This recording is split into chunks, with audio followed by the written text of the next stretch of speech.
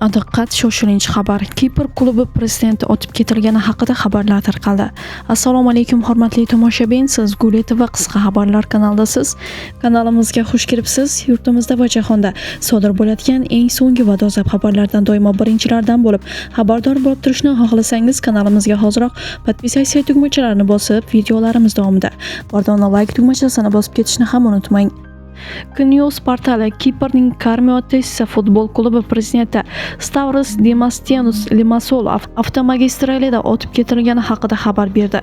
Dastlabki ma'lumotlarga ko'ra, jinoyatchi mototsiklda ketayotgan bo'lgan va Demastianosning mashinasiga qarata o't ochgan. Voqea joyiga bir necha politsiya kuchlari yetib kelib, katta yo'lni to'sgan.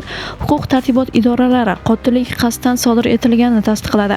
Jinoyatchi qidirilmoqda. Tergovchilar kuzatuv kameralari yozuvlari va guvohlarning ko'rsatmalaridan foydalanib, hujum xronologiyasi tiklashga harakat qilmoqda, deyiladi xabarda.